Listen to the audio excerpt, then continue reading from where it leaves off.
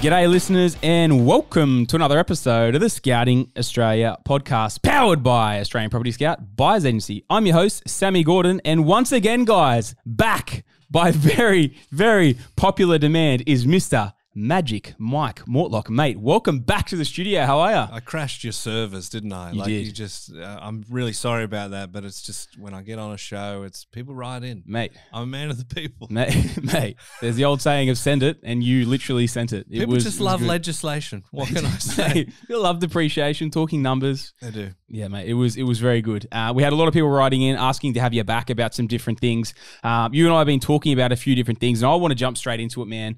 I know you love talking about the numbers and the data, about different things that you see from your side, which actually is really, really interesting because you get the amount of people come through and order depreciation reports. It's kind of showing where people are investing and what they're investing in, and the sort of, are they renovating? Are they buying brand new? Are they buying existing and leaving as is? All that sort of good stuff. And so, man, I thought it actually would be a cool app to kind of jump in and unpack all this and really do an app on observing the investor behaviors with Magic Mike.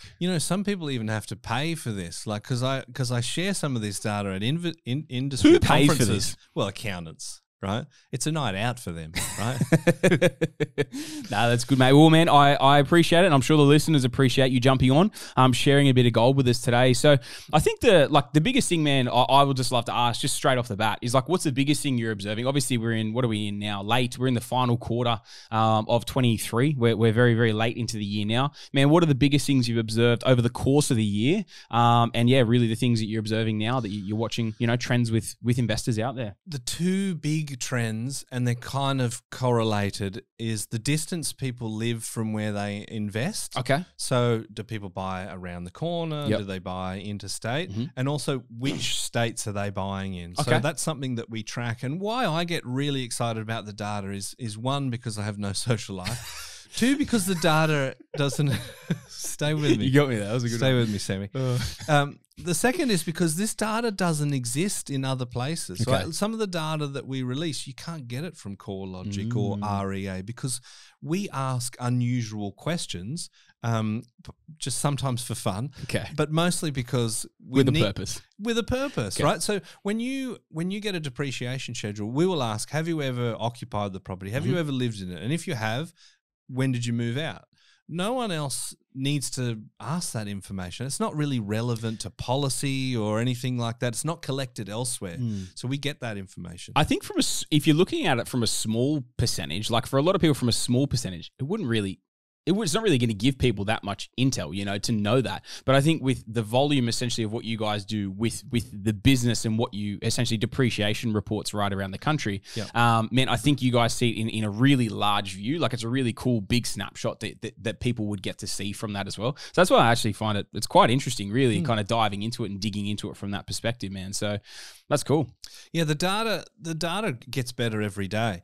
And so we started our own research project called the 1,000 Assets Study. Okay. So because statistically significant data samples is this are your at least portfolio? 1,000. Yeah. This is your portfolio. Yeah, just my off the plan apartment portfolio. I got other carpet, stuff. The carpet up the walls. Okay. Yeah. So we do.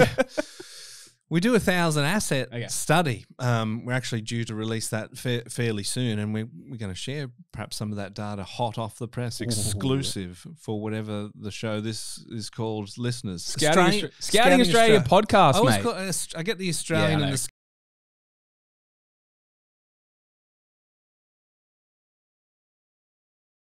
Probably. Australian. Do you think if you put in Australian, we'd pop up? Not just Australian. Just property? We might. I reckon we might. What's your SEO budget? Bigger than yours. Or the budget. Actually, I don't spend anything on SEO. I don't know what the hell it is. This got personal. You're a dog.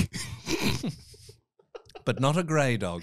Not a silver dog. Silver dog. Ruined that. Oh, Jimmy be laughing now. Hi, Jimmy. Yeah. 1,000 is statistically significant. So we do a 1,000 asset survey where we grab 1,000 transactions every year and we see what's changed. And it started out with little research projects like how far do people invest from where they live. Okay. So there's kind of like a notion that investors are sort of unsophisticated, or at least they used to be, that people are sort of a bit silly and they'll buy around the corner from where they live. And you say, why? Like, I want to be able to drive past it and check the tenants. It was a big thing for ages. People wanted to invest where they knew and where they lived. And especially the worst thing was the market had gone through a massive run. So they pull equity out of their prime residence, buy somewhere around the corner, and the market's finished its run. Yeah. But it was a very, very common thing. Hey, people just buying locally. Yeah, and you sort of say to people, "Oh, why did you do that?" I'm like, "Oh, well, because I know the area." I'm like, "Oh, do you know what the main employers are, or the historical growth, or what the vacancy rates are?" They're like, "Oh, no, I just know that like you wouldn't get takeaway from Mr. Jim's because like someone got gastro there." That could be good intel. Yes, but is it important for the Investing? growth of the portfolio? And it begs the question. Good point. Of the whole of the country, Yes, Australia, as we discussed earlier. Yes. Australian Property Scout. Yeah. .com.au. Yeah. Well done. Well done. Not, I'll buy.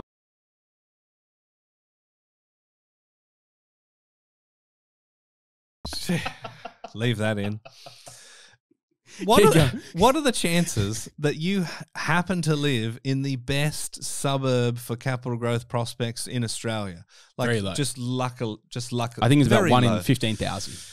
Yeah, because there's like 15,000 suburbs. Hey, right? you caught on there. Yeah. He's caught on there quick. Changes every day. It does. But so what we actually found, and I'll tell you what the exact figure was, yes. and we'll look at this. It was 293.47 kilometres. Okay. Was the average distance people buy from so where roughly they live. 300 kilometres from where they live. Yeah. You're around about. And I would say that data came from 2019. That was the first time we crunched that. Okay. And I would say that's so that's from 1,000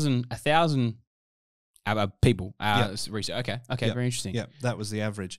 And I've got a nice little graphic I can probably give to you to put in the show notes. But then what happened after 2019, I don't know if you were around or you paid much attention, but there was a global pandemic. Yes. It was awful. Yes. I actually really enjoyed it because I'm an introvert and I got to stay home.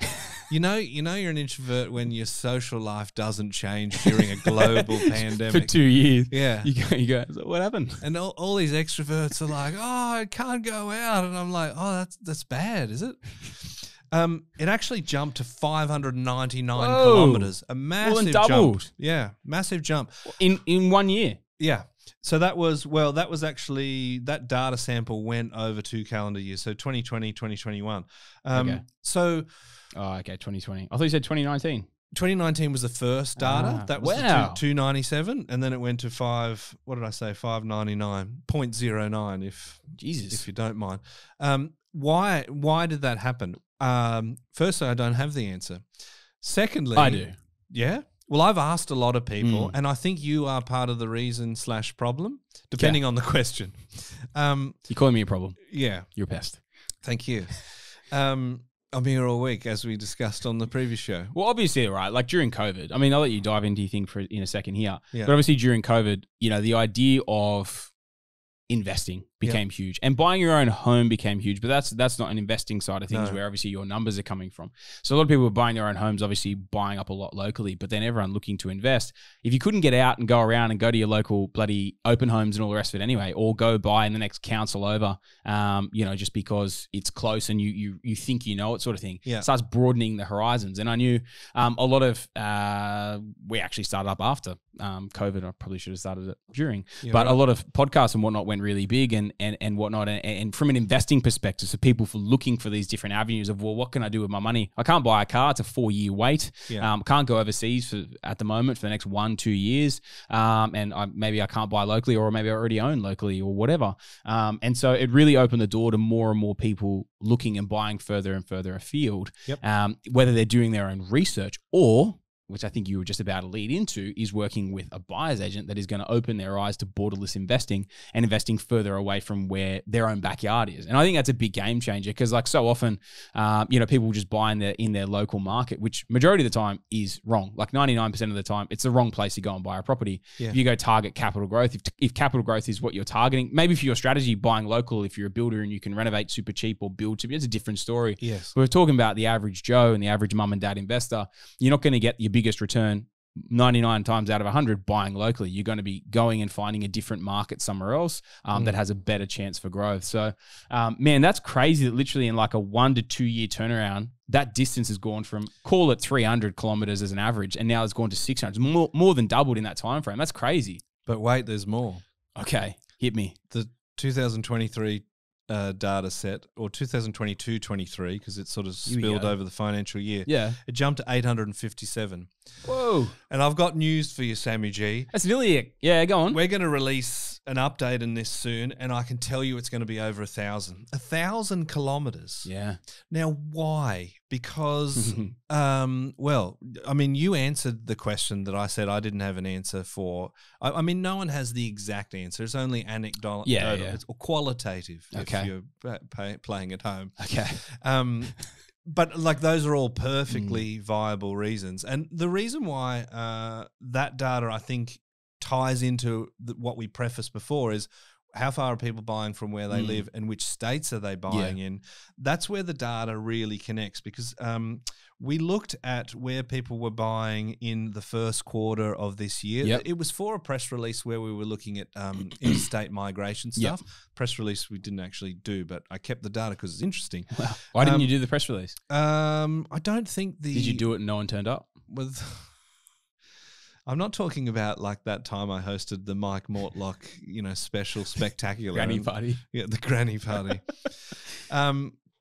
No, it's just the interstate migration data wasn't sort of compelling enough. I expected more movement, or I should say our PR person expected more movement. Yep. But anyway, this is interesting, and this is PR. Okay. And this will be, I think, in the West Australian newspapers. Whee! Yeah. Let's go. Hit me with it. So the first quarter of 2022, in terms of Western Australia, 9.3% of all investment, or let's say 9.38% of all investment went into WA. Okay. The first quarter of this year, 31.86. That's up 22.49%. Yeah. WA for the win. It has gone absolutely bananas. And so if you look at all the East Coast people, especially Sydney and Melbourne, because I guess even if a lot of people, Sydney and Melbourne, made a lot of money during the boom in the late teens, and then they started buying potentially Adelaide and Brizzy, like that's a long distance. It's pretty much 1,000 Ks from each of those locations as well.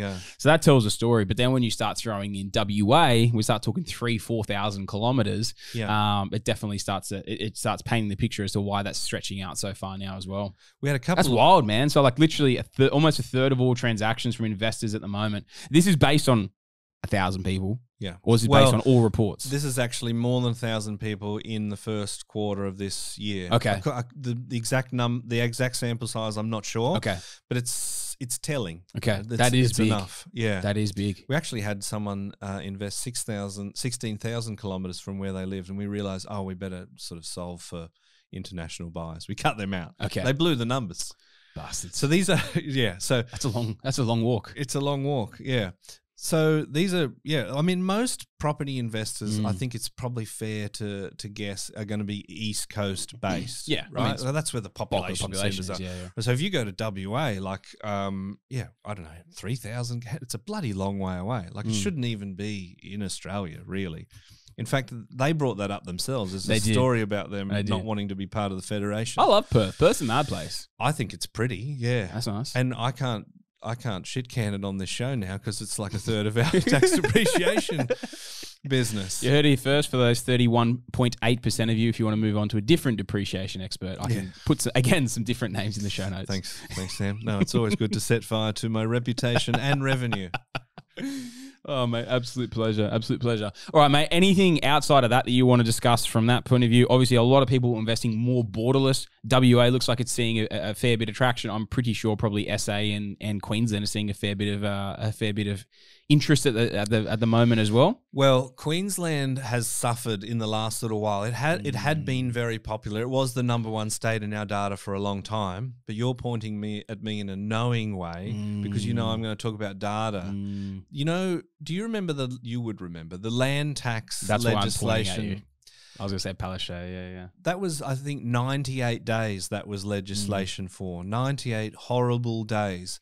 And, you know, that wasn't actually due. We're probably not supposed to say what the date is today, but it wasn't supposed to come out until... I don't even know what date it is. I don't actually You either. fed me too many margaritas last night. I don't know what day it is. Yeah, I know. It's a very feminine drink. You must be comfortable with your... Anyway, Margaritas are mad. Gender's a hot topic right now. We'll leave that alone. You can leave it. Yep, just leave it. So what actually that was supposed to hit, like it was supposed to be enacted 1 July 2023. So it was legislation, but it wasn't coming in until 1 July. Now, of course, thankfully it was repealed before it happened, but there was a solid 98 days where people knew this was coming. Yeah, smash confidence. Yeah. What did they do? It wasn't coming. It was gone.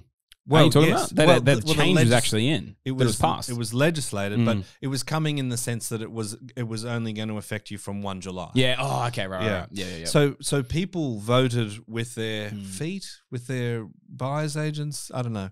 We'll come back to with their investing apps to a metaphor. Yeah. So Queensland suffered. We saw a massive drop of around about, I think from memory, was 14% drop in that 98 days. And you've got to think about the political nous of the Palaszczuk government. I think the housing minister, his surname is Dick. That's poignant for reasons we won't get. Let's keep moving. Let's not cheapen the show. Let's keep moving. You're already here, mate. She's already at rock bottom. I know. We can only go up. So that policy was really designed around fixing rental affordability. But what it did is it took property investors that might have purchased in Queensland and made them go somewhere else. And the Victorian government with Dan Andrews, or the artist formerly known as the Premier Dan Andrews, that's a similar thing with their land tax changes as well. It's not as far-reaching as Queensland. And you know, the reason why that land tax was repealed, according to the government, is not because it's bad policy, but the other states wouldn't play nicely and give them the data of, you know, how many properties Sam owned in New South Wales so that they could go, Jesus, this is a cash cow, you know?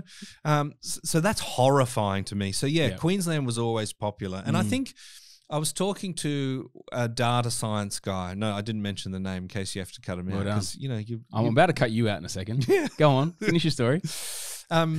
He was saying affordability is a big thing for him. So, of course, you know, you need to look at infrastructure, you need to look at diversity of employment, you need to look at job opportunities and all that sort of stuff. But he said affordability is key. There are points at where the percentage of household income that goes on to housing gets to a point where it becomes quite unsustainable. So if you can find areas where people are paid reasonably well, but the house prices just kind of don't match, they're way too cheap, and that's a potential real growth area.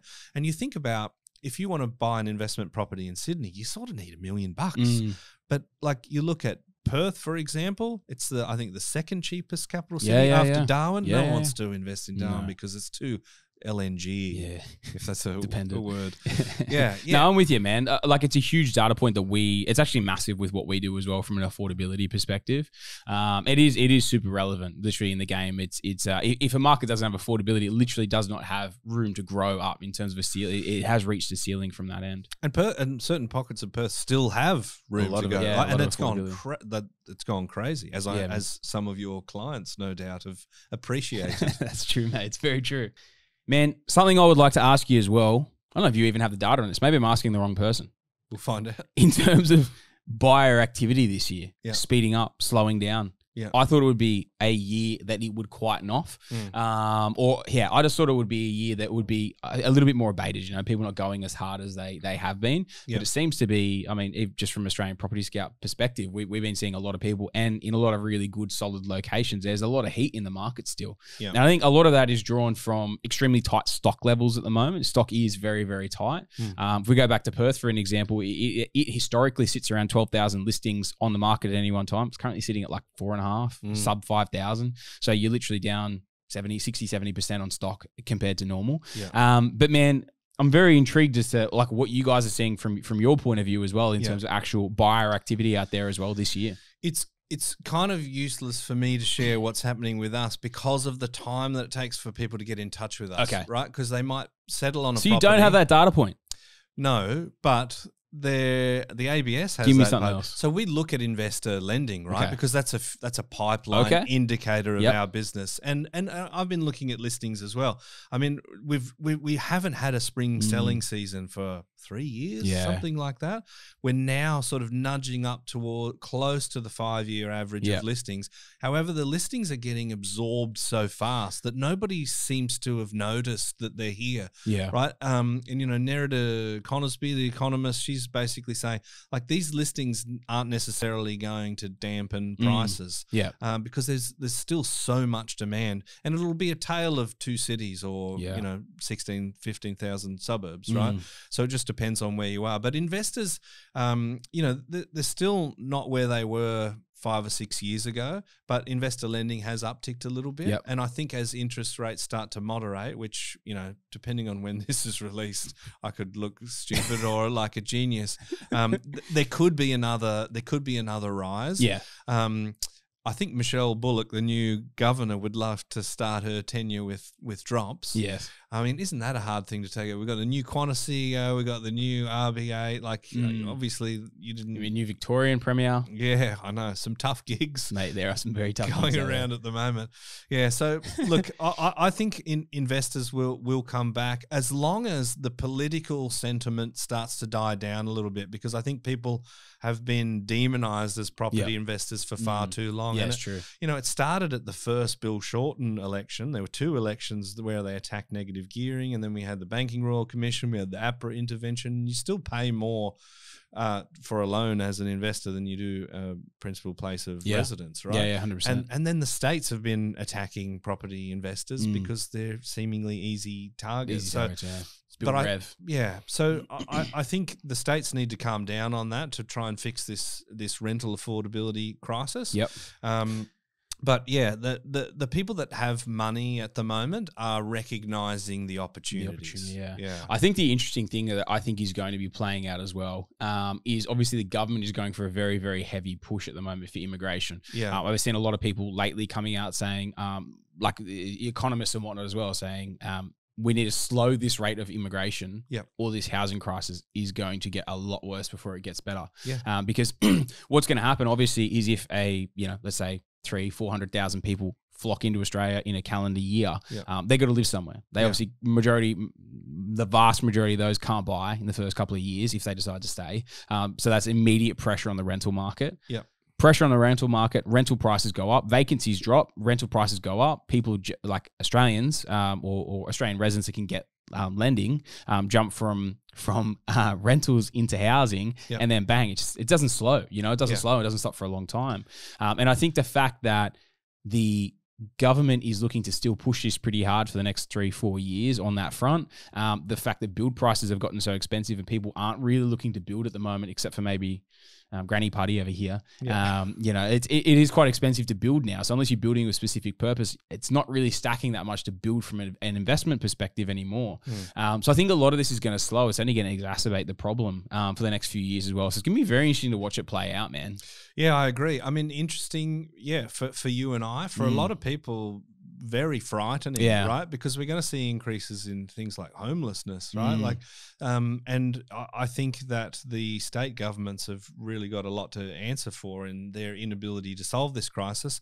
The federal government, I think the numbers are going to be as high as 600,000. That might be a combination of migration and natural increase. But, you know, last year, I think we built 174,000 homes. We're talking about trying to build 240,000 each year for 5 years. We've only done that once in recent memory, or if ever, I think in 2017. And then on top of that, you've got household makeup ratios changing as well, where I think the average occupants per house has dropped by 0.1. Yeah, right. Which equates to something like 140,000 extra homes required. Yeah, because less people living in one home, more people living on their own or as couples and whatnot as well. So so we seem like, as a nation, we seem drunk on royal commissions. Like if we're throwing one out there, let's have a royal commission transition into divorce, because that's making the housing affordability worse. Yeah, mate. No, 100%. I'm with you, mate. From investor behaviors, obviously we've got, which is what we wanted to cover off today. Observing that, obviously investors buying more nationally and more a lot like the distance that you're telling me here, we're literally triple. It doubled in a 2-year window. It's doubled again. You know, we're essentially talking 900 kilometers almost is the average people are buying from their own home. Yep. So obviously people aren't buying local anymore, which is cool. Like, what else are you kind of seeing? And obviously looking at the state side of things as well. Yep.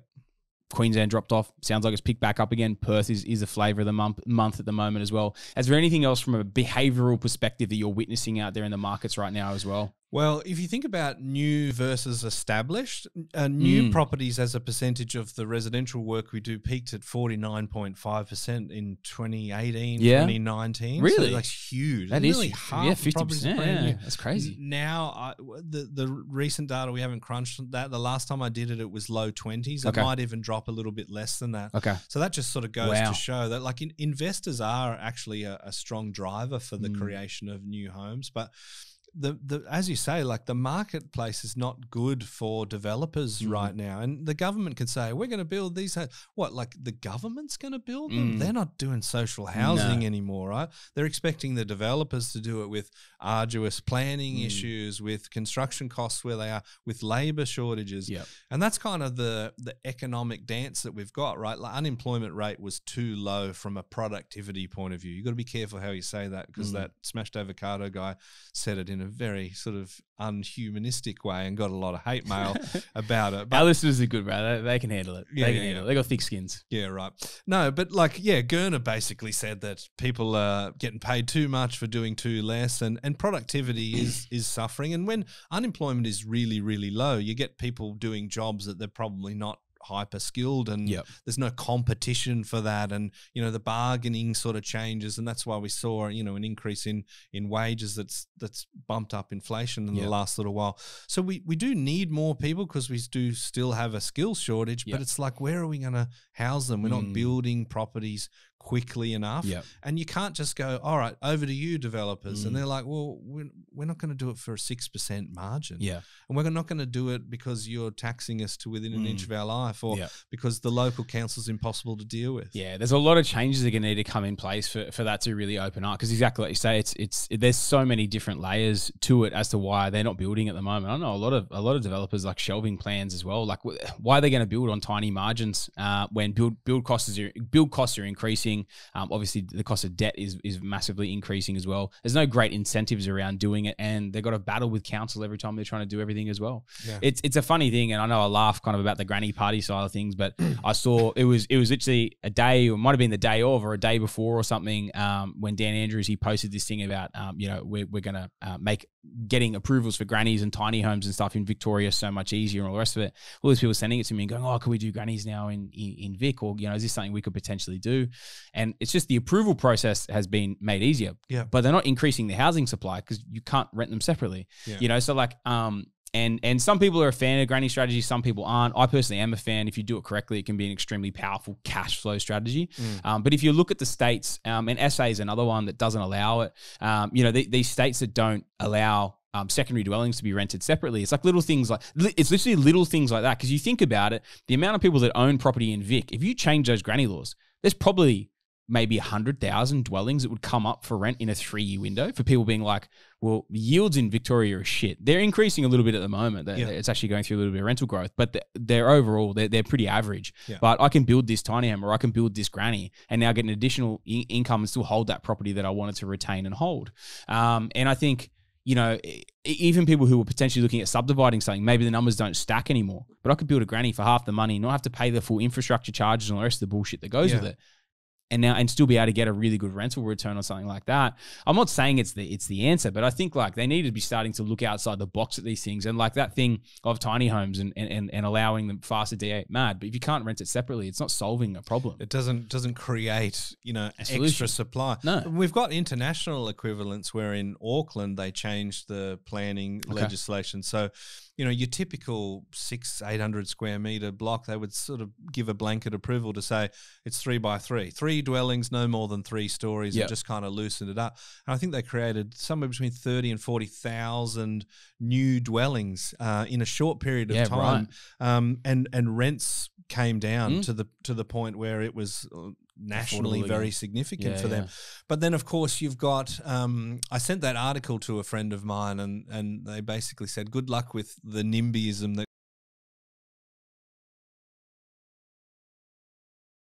my backyard. Oh, right, sorry. Yeah, NIMBYism. Yeah, different generation. Yeah, okay, boomer.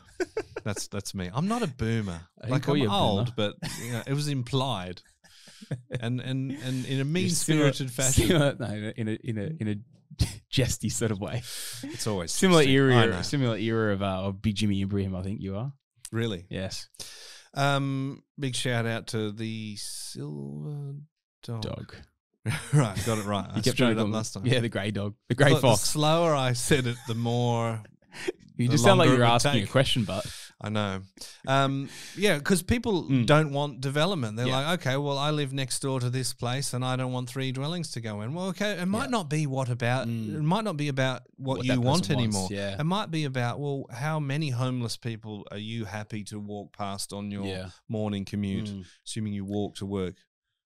It's very true, but man, it is very true because I think it's going to create a problem in the next couple of years if they push the immigration as hard as they're planning to, and keep pushing it hard like they are, and the deficit of homes continues. It's going to create a pretty significant shortage, and that shortage isn't going to increase the next couple of years. Like, it's going to take a while for that to wash through or wash out. And like, as bad as it sounds, people who are in the game from an investing perspective, like, we're going to win, like you're going to win because there's continued pressure on the housing market.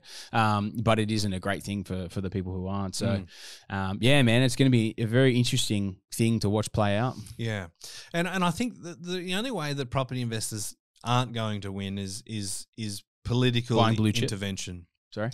Yeah, buying blue chip, buying off the plan with carpeted walls. What about if you bought off the plan and blue chip with carpeted walls? You can. I'm sure you could do that. I'm sure you could too. Yeah. So anyway, go to AustralianPropertyScout.com.au and you'll do a special deal. And you will get something not of that caliber. Yeah. Look, the only thing that worries me is the political debate about the value of investors, right? So property investors are, responsible for somewhere around 80-90% of all private dwellings. It depends who you ask. The data always kind of seems to change, right? But the government's really out of the social housing game. Like their stock has reduced year on year as a population. They're always selling it off. Yeah, exactly. And then there might be some greater investments in community housing, but it's a drop in the pan. Like, are they going to create another 30,000? Well, divorces have created more demand than 30,000, right? With our Royal Commission, we're going to pitch. We're going to take that to Canberra with placards. Royal Commission in a divorce. Come on, what are you doing this weekend? I'll let you go, boys. My drive's a little bit further, so I'll let you go do it. And this weekend, Yeah, anyway. Stuff on. Yeah. Anyway, well, anyone wants to join me? No. The intervention is a real problem, and that worries me for investors, right? Because you think of people that maybe have started an Airbnb model in Victoria. Now, you might not necessarily advise that as a strategy, but if you own an asset in a tourist location, it's you're entitled to use that asset how you like, right? But now we've got this 7.5% tax, and is that going to stop Airbnb? Well, no, maybe prices just go up 7.5%, and it's like, what was that for? Yeah, because people will pay it. Yeah, people are going to pay it for the sake of that. It's not going to create enough of a slowdown for it. And things like ending no cause evictions. Like, imagine getting a hire car, and then they say, well, it was due back yesterday. I'm like, well, we want you to provide a really good reason as to why I need to bring it back today. Like, they'd be like, we're calling the police, right? But they're asking investors to answer those sorts of questions. So when we talk about winning, I think you're right. Like, it's a negative